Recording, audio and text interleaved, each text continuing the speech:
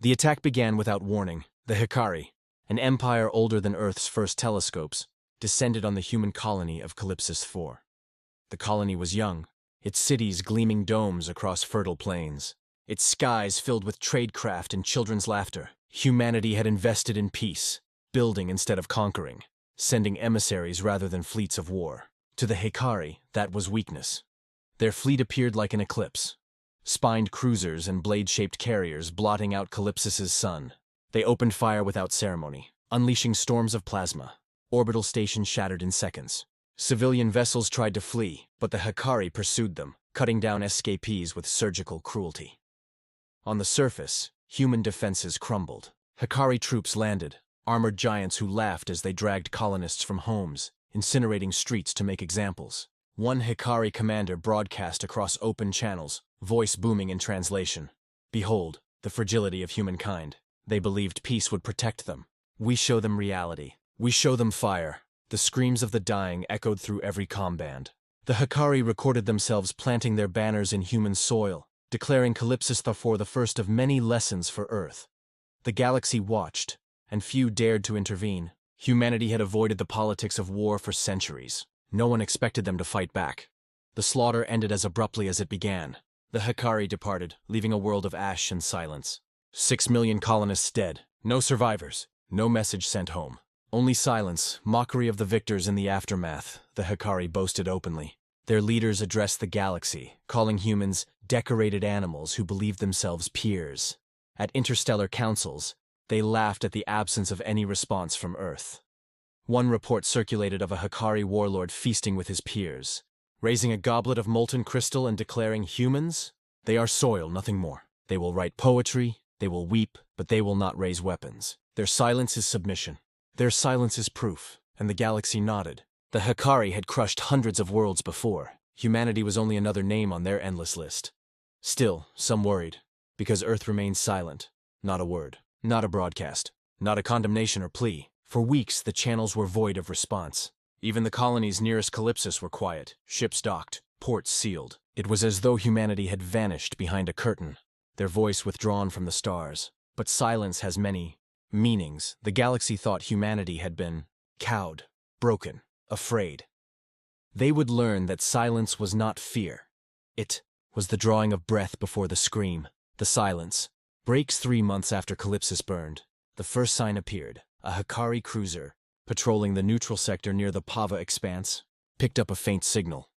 A distress call from an unidentified freighter. The cruiser moved in, weapons charged, intending to plunder. The distress call stopped. The stars went dark. From the void emerged a ship, colossal, angular, black as the void itself. It bore no insignia, no designation in any known database. Its weapons flared once, and the Hikari cruiser ceased to exist.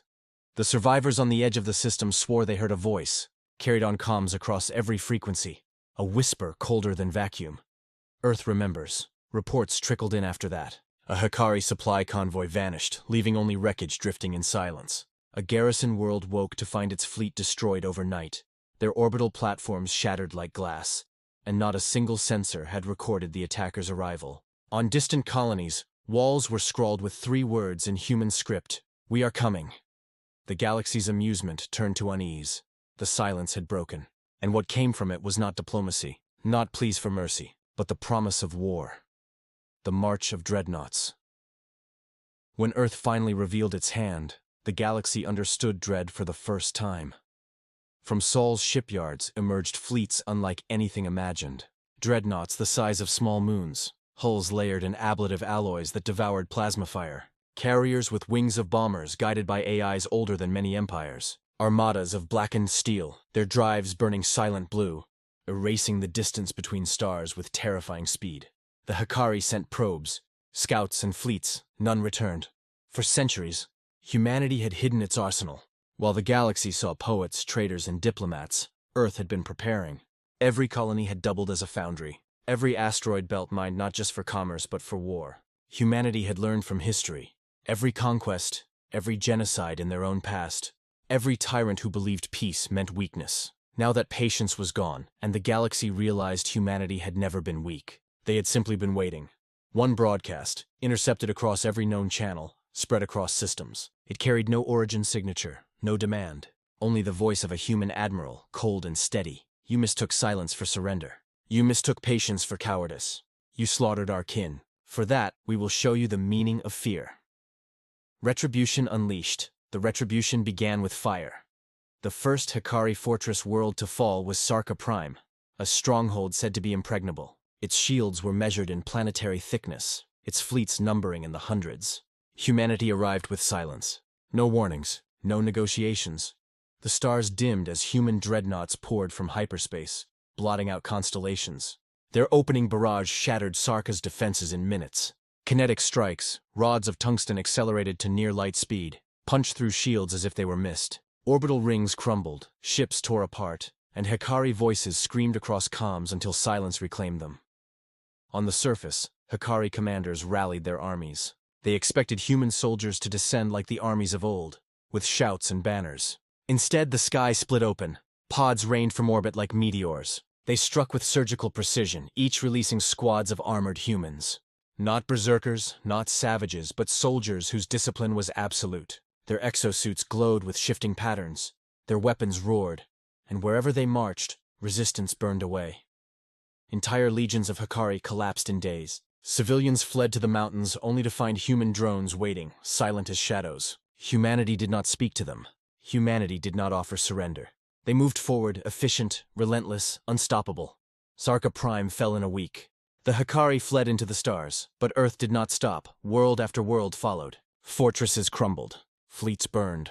No quarter was given. Humanity struck with the precision of surgeons and the fury of storms. And always, before the first strike, came the silence. No messages, no warnings.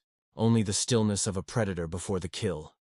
Galactic channels filled with desperate cries from the Hikari. Pleas for allies. Demands for aid. None came. Every empire that had once mocked humanity now hid behind locked borders, too afraid to intervene. They whispered instead, "This is not vengeance. This is extinction." The collapse of empires within 2 years, the Hikari were gone. Their homeworld reduced to slag. Their fleets erased. Their culture wiped from starlight. Where their banners had flown, nothing remained but ashes drifting in silence. And humanity did not celebrate. There were no parades, no proclamations of victory. The fleets returned to their black stations, the soldiers to their hidden garrisons. Earth spoke no words of triumph. They simply withdrew into silence once again. It was that silence which terrified the galaxy most, because in war at least there was sound. The roar of weapons, the cries of soldiers, the clash of steel. But in the wake of Earth's fury, there was nothing. No declaration, no warning of who might be next. Only the unbroken, suffocating stillness of a predator content to wait. And the galaxy realized the truth. Humanity had not acted out of rage. Their vengeance had been cold, deliberate, inevitable. Their silence was not weakness. It was the mask of something vast and patient, something that could wait centuries to strike, something that would strike again, should anyone be foolish enough to awaken it. The lesson of silence. In the decades that followed, the story of Galaxies 4 was whispered in hushed tones. The slaughter of 6 million colonists became the spark that taught galaxies fear. Children of alien worlds grew up hearing the warning, "Do not provoke Earth. Do not break their silence." Because silence was no longer absence. Silence was a shadow stretching across stars, a reminder that beneath humanity's calm exterior lay storms capable of swallowing empires. Those who had once mocked humans now crossed the street to avoid their envoys, lowered their voices when speaking their name.